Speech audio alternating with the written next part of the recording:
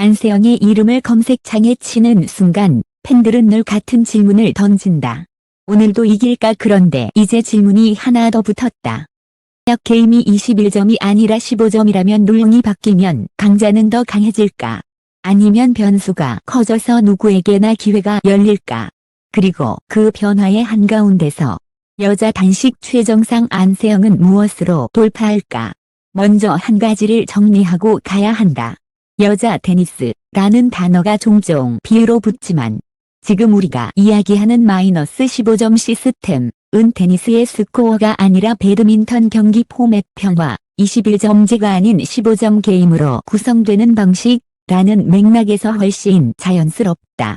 테니스가 포맷 변화로 경기 양상을 바꾸듯 배드민턴 역시 득점 포맷의 변화가 경기의 가치와 전략을 통째로 재편할 수 있기 때문이다.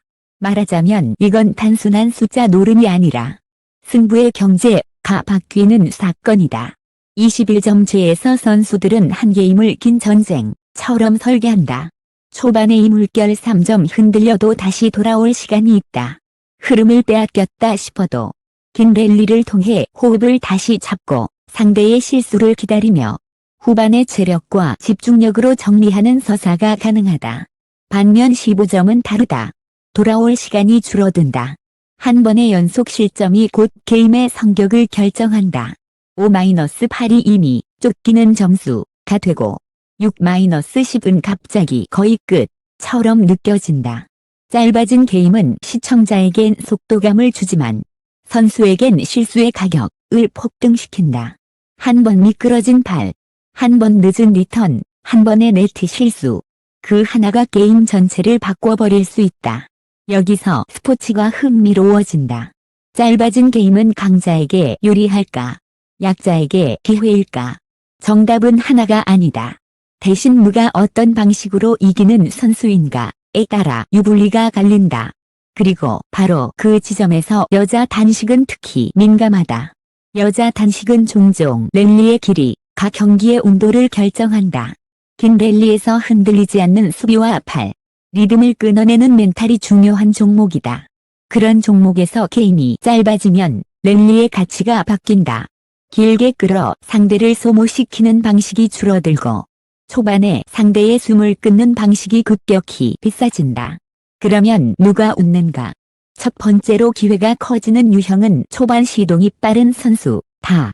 워밍업이 끝나기도 전에 저주 포인트를 공격적으로 디자인할 수 있는 선수. 서브 리턴 한 번으로 네트 주도권을 잡고 3구 전개에서 이 랠리는 내가 끝낸다 는 메시지를 주는 선수. 21점제에서는 이런 러시가 한 번으로 끝나도 상대가 후반에 복구해버리는 장면이 흔했다. 하지만 15점에서는 러시가 러시로 끝나지 않는다. 러시는 곧 게임이 된다. 초반에 4점을 먼저 벌리면 상대는 이미 시간 압박에 걸린다. 그 압박은 더 공격적인 선택을 강요하고 더 공격적인 선택은 실수 확률을 높인다. 짧은 게임에서 실수는 더 빠르게 패배로 연결된다. 두 번째로 기회가 커지는 유형은 리스크를 짧게 압축할 줄 아는 선수, 다. 예전에는 리스크가 누적될수록 후반에 무너질 가능성이 컸다. 하지만 15점에서는 리스크를 짧은 구간에 몰아 성공시키면 손해를 보기 전에 게임이 끝날 수 있다. 언더독이 강자를 잡아내는 확률이 이 지점에서 커진다.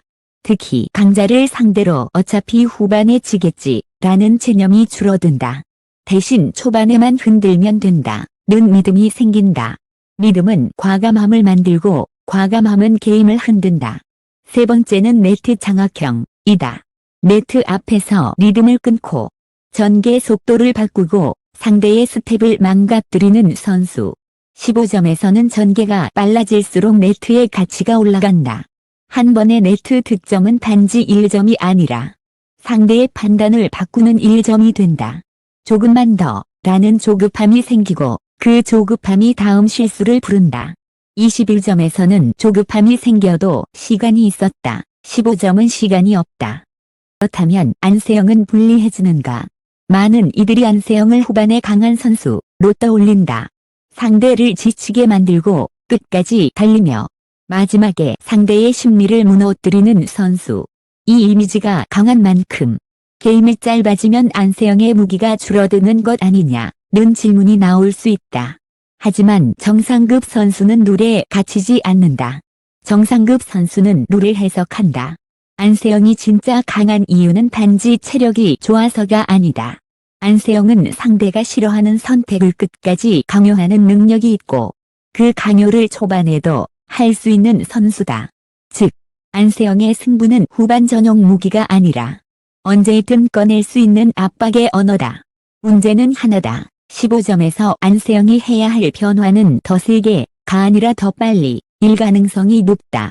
21점제의 안세영이 후반의 승부를 정리하는 스타일이었다면 15점제의 안세영은 초반부터 경기의 문법을 장악해야 한다.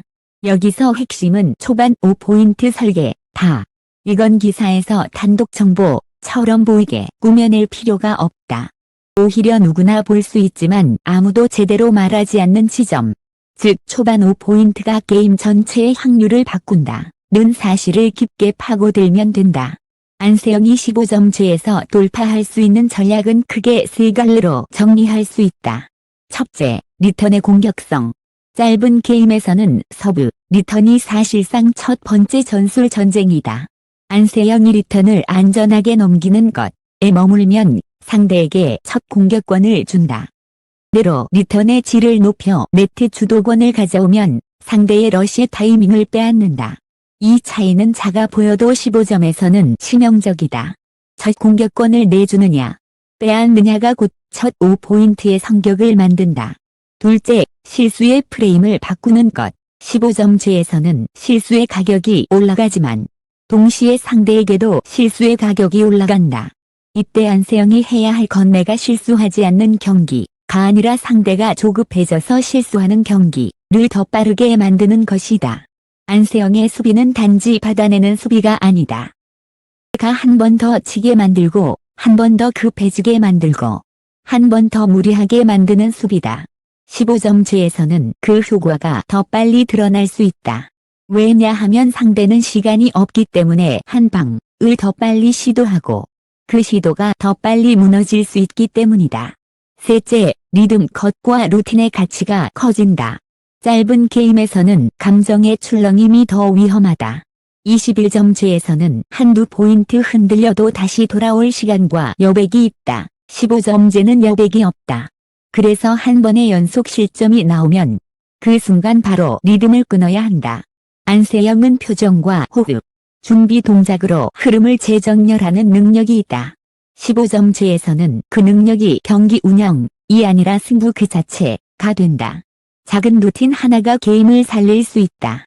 변화가 만들어낼 가장 큰 장면은 혼전이다. 강자가 늘 우승하는 구조가 아니라 강자도 흔들릴 수 있는 구조. 그리고 흔들리는 순간을 노리는 선수들이 더 과감해지는 구조. 팬들이 가장 좋아하는 순간은 바로 이런 때 나온다. 예상 밖의 8강. 예측 불가능한 준결승, 결승에서의 심리전. 15점제는 그 드라마를 더 자주 만들 수 있다. 단, 드라마는 양날이다. 재미는 늘지만 선수들의 부담도 늘어난다. 짧은 게임은 더 자주 전력 질주를 요구할 수 있고 이는 부상 리스크나 회복의 압박으로 이어질 수 있다. 경기 하나가 짧아졌다고 시즌이 가벼워지는 건 아니다. 오히려 짧은 경기의 전력 질주가 반복되면 몸은 더 자주 극한을 경험할 수 있다. 서이룰 변화는 기회와 도전이 동시에 열린다. 상위권 선수들에게 기회가 열리는 이유는 명확하다. 강자의 복구 시간이 줄어든다. 반면 강자에게 도전 과제가 커지는 이유도 명확하다. 실수 한 번이 더 비싸지고 초반 러시를 막아내야 하며 루틴과 멘탈의 세팅을 더 빠르게 해야 한다. 이 구조에서 중요한 건 누가 더 빨리 적응하는가. 다. 안세영의 관점에서 적응은 곧 정체성의 재배치. 다. 안세영이 후반에 강한 선수라는 이미지가 사라질 필요는 없다. 다만 그 강함을 초반에도 보이게 해야 한다. 상대가 초반에 몰아치면 된다. 는 믿음을 갖기 전에 그 믿음을 깨야 한다. 첫 몇 포인트에서부터 오늘도 안세영은 안세영이다. 라는 신호를 줘야 한다. 그 신호는 꼭 강승의 시가 아닐 수도 있다. 리턴의 질, 코너로 밀어붙이는 정확도, 네트 앞에서의 끊는 타이밍, 그리고 무엇보다 상대가 숨을 쉬지 못하게 만드는 랠리의 결. 안세영은 그 결로 상대를 무너뜨리는 선수다. 15점제에서도 그 결이 살아있다면 오히려 상대는 더 빠르게 조급해질 수 있다. 여기서 기사의 독점 같은 느낌을 자연스럽게 더하는 방법이 있다. 사실을 꾸며내지 않아도 된다. 대신 기사 자체를 단독 기획으로 만들면 된다. 예를 들어 이런 식이다. 15점제에서 승부를 가르는 건대계 초반 5포인트라는 가설을 세우고 그 가설을 설명한다. 어떤 포인트가 초반 승부를 만드는지, 어떤 실수가 치명적인지, 어떤 전술 선택이 가장 자주 나오게 되는지, 이건 당신만의 해석이자 분석이며 누구의 입을 빌리지 않아도 독자가 디테일하다 라고 느끼게 만드는 독점성이다. 15점제에서 실제로 가장 크게 달라질 가능성이 있는 장면은 중반의 과감한 승부수, 다. 21점제에서는 10점대 초반에 비교적 안정적으로 운영하다가 15점대 이후에 승부수를 던지는 경우가 많다. 하지만 15점제에서는 중반이 곧 후반이다. 7점대, 8점대에서 승부수가 나온다. 즉, 선수들은 더 빠르게 결정을 내려야 한다. 공격을 칼 것인가, 길게 끌 것인가, 네트로 압박할 것인가, 뒷코트로 밀어붙일 것인가. 결정이 빨라지면 전술의 다양성은 줄어드는 대신 전술의 선명함은 커진다. 팬들은 이 선명함을 좋아한다. 누가 공격형인지, 누가 네트형인지, 누가 운영형인지가 더 또렷하게 드러나기 때문이다. 그 선명함이 커질수록 안세영에게는 또 하나의 무기가 생긴다. 상대를 읽는 능력이다. 안세영은 상대의 리듬과 선택을 빨리 읽고 그 선택을 싫은 선택으로 바꿔버리는 선수다. 15점제에서는 상대가 승부수를 더 빨리 던지고 더 비슷한 패턴으로 반복할 가능성이 커진다. 반복은 읽힌다. 읽히면 무너진다. 이 구조는 오히려 안세영에게 기회가 될 수 있다. 상대가 조급할수록 패턴은 단순해지고 단순해질수록 읽히기 쉽다. 안세영이 해야 할 건 그 읽기와 반응을 초반부터 더 날카롭게 만드는 것이다. 그렇다고 해서 모든 것이 안세영에게 유리하다고 말할 수는 없다. 15점제는 불확실성을 키운다. 작은 실수 하나가 게임을 내줄 수 있고 한 게임을 내주면 새 게임 매치에서는 심리적 압박이 급격히 커질 수 있다. 특히 첫 게임을 놓쳤을 때 두 번째 게임 초반에 다시 흔들리면 경기는 순식간에 끝날 수 있다. 안세영이 세계 최정상에서 오래 머물기 위해서는 불확실성을 관리하는 방식이 필요하다. 그 방식은 결국 선택과 집중으로 연결된다. 모든 대회를 다 뛰는 게 정답이 아닐 수 있다. 포맷이 테스트되고 적응이 요구되는 시기라면 경기력과 회복의 리듬을 더 정교하게 관리해야 한다. 강자는 단지 더 많이 뛰는 사람이 아니라 가장 중요한 순간에 최상의 몸과 을 꺼내는 사람이다. 결국 질문으로 돌아온다. 새로운 15점 시스템은 판도를 뒤흔들까? 흔들 가능성은 충분하다. 왜냐하면 짧아진 게임은 변수를 키우고 변수는 경쟁자를 늘리기 때문이다. 세계 최정상 선수들에게는 분명 기회가 열린다. 특히 초반 시동이 빠른 선수, 네트 장악형 선수, 리스크를 압축할 줄 아는 선수에게는 더 큰 문이 열릴 수 있다. 동시에 강자에게는 더 높은 집중력과 더 빠른 적응이 요구된다. 그리고 그 한가운데서 안세영이 돌파할 수 있는 길은 분명하다. 초반의 강함을 초반으로 끌어당기고 리턴과 첫 전개에서 주도권을 잡고 내 조급함을 더 빠르게 끌어올리는 것. 한마디로 말하면 15점제의 안세영은 더 오래 버티는 선수가 아니라 더 빨리 판을 장악하는 선수가 되어야 한다. 팬들에게 남는 관전 포인트는 단순하다. 안세영이 돌아오는 첫 경기에서 저 후 포인트가 어떤 모양으로 그려지는지, 상대가 초반 러시를 시도할 때 안세영이 그것을 어떻게 끊어내는지. 수판이 6-9, 7-10처럼 애매하게 흔들릴 때 안세영의 표정과 루틴이 어떤 메시지를 주는지, 그리고 무엇보다 이 변화의 시대에 누가 자기 이름을 새로 쓰는지, 룰은 숫자 하나로 보이지만 스포츠는 그 숫자 안에서 전혀 다른 미래를 만들어낸다. 15점. 이 작은 숫자가 여자 단식의 왕좌 경쟁을 더 잔인하고 더 흥미롭게 만들지도 모른다. 그리고 그 미래의 첫 페이지에는 여전히 안세영이 서 있을 가능성이 크다.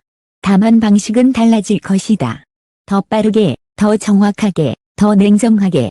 변화가 시작될 때 강자는 두려워하지 않는다. 강자는 먼저 적응한다.